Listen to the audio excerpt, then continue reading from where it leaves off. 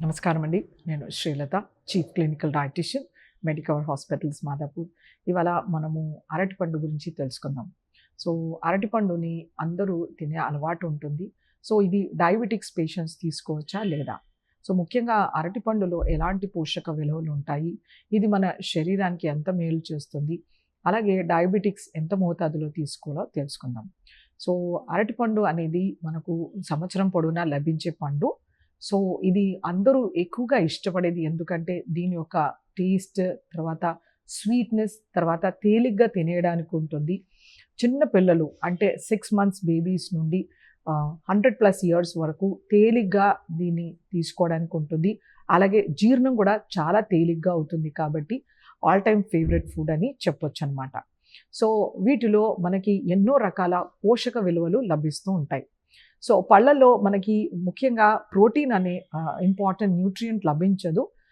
మన only fruit which has protein అంటే అరటిపండు అని చెప్పొచ్చు. సో, మనము సుమారుగా ఒక 200 గ్రామ్స్ బనానా తీసుకుంటే కనుక మనకి అప్రాక్సిమేట్లీ 3.2 గ్రామ్స్ ఆఫ్ ప్రోటీన్ లభిస్తుంది. అంటే ఇది ఒక తెలుపు కోడిగుడ్డులో మనకి ఎంత ప్రోటీన్ లభిస్తుందో మనకి 200 గ్రామ్స్ బనానాలో అంత ప్రోటీన్ లభిస్తుందన్నమాట. క్యాలరీస్ మనం చెప్పాలంటే 60-70 క్యాలరీస్ లభిస్తాయి. అలాగే నెగ్లిజిబుల్ అమౌంట్స్‌లో ఫ్యాట్ ఉంటుంది. వీటిలో మల్టిపుల్ వైటమిన్స్, మినరల్స్ లభిస్తాయి. ముఖ్యంగా మనకి మెగ్నీషియం, పిరిడాక్సిన్ ఎక్కువ మోతాదులో లభిస్తుందనమాట. అలాగే మనకి పొటాషియం కంటెంట్ ఎక్కువగా ఉంటుంది ఇందులో. సో, ఇది అగైన్ హైపర్‌టెన్సివ్స్‌కి, తర్వాత కార్డియాక్ ఇంపైర్మెంట్ ఉన్న వాళ్ళకి ఎక్సలెంట్ ఫుడ్ అని చెప్పొచ్చనమాట. ఇందులో మనకి కొంత మేరకు calcium, magnesium, manganese, zinc, selenium ఇలాంటి మైక్రో న్యూట్రియంట్స్ కూడా సమృద్ధిగా లభిస్తాయి. వీటిలో గొప్ప విషయం ఏంటంటే ఇందులో ఉండే సాల్యుబుల్ ఫైబర్.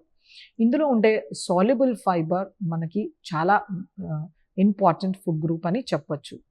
సో, ఇది కాన్‌స్టిపేషన్‌ని రిలీవ్ చేస్తుందనమాట.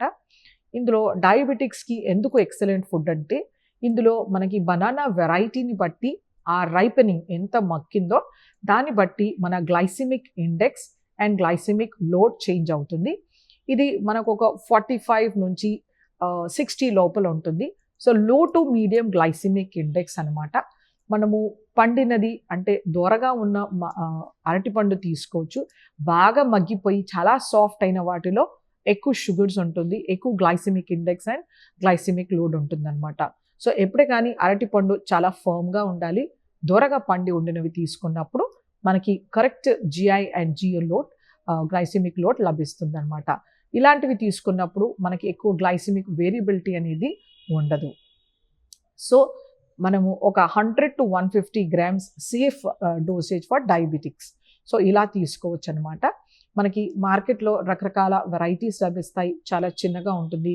కొంచెం మీడియం సైజ్ కానీ, పెద్ద సైజ్ కానీ, రెడ్ వెరైటీ ఇలా రకరకాలుగా లభిస్తుందనమాట. వీటిలో మనకి రెసిస్టెంట్ స్టార్చ్ అనేది ఉంటుంది. That is the beauty of the banana.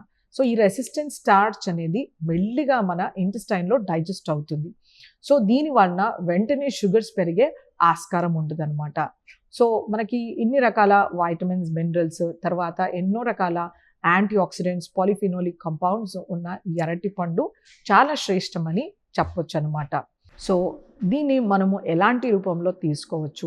So, అరటిపండు తొన తీసేసి సింపుల్‌గా తీసుకోవడం అనేది సేఫ్ మెథడ్. దీన్ని బనానా మిల్క్ షేక్ చేయడం కానీ, పుడ్డింగ్ చేయడం కానీ, జామ్స్ లేకపోతే జెల్లీస్ చేయడము, లేకపోతే థిక్ షేక్స్ చేసుకోవడం కానీ, ఇంకా ఏమైనా డెజర్ట్స్, పుడ్డింగ్స్ చేయడం వలన మనము దీని calorific value, fat content and glycemic index load పెరుగుతుంది కాబట్టి ఇలాంటి ప్రిపరేషన్స్ డయాబెటిక్స్‌కి అన్‌సేఫ్ అని చెప్పొచ్చు. సో, పండులాగా తీసుకున్నప్పుడు దీంట్లో ఉండే vitamins, minerals, anti oxidant and excellent soluble fibre అనేది లభిస్తుందన్నమాట. వీటిలో ఉండే సాల్యుబుల్ ఫైబర్ కాన్‌స్టిపేషన్‌ని రిలీవ్ చేస్తుంది. వెయిట్ రిడక్షన్‌కి హెల్ప్ చేస్తుంది. అలాగే మనకి సషైటీ ఇస్తుంది.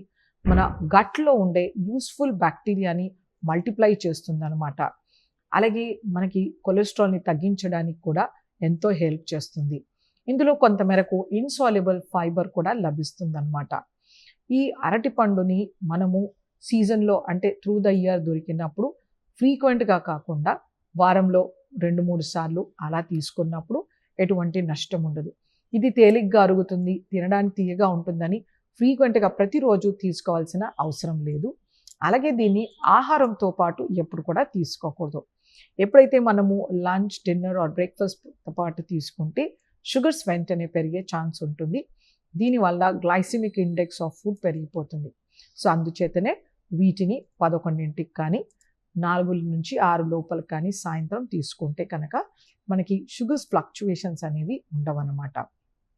సో, మనకి ఎన్నో రకాల పోషకాహారాలున్న ఈ బనానాలో మనము త్రూఅవుట్ ద ఇయర్ సీజన్‌లో వారంలో 2-3 సార్లు మోతాదుగా 100-150 గ్రామ్స్ డయాబెటిక్స్ సేఫ్‌గా తీసుకోవచ్చు. బట్ అన్‌కంట్రోల్డ్ డయాబెటీస్ ఉన్నవాళ్ళు మాత్రం ఖచ్చితంగా అవాయిడ్ చేయాల్సి ఉంటుందన్నమాట.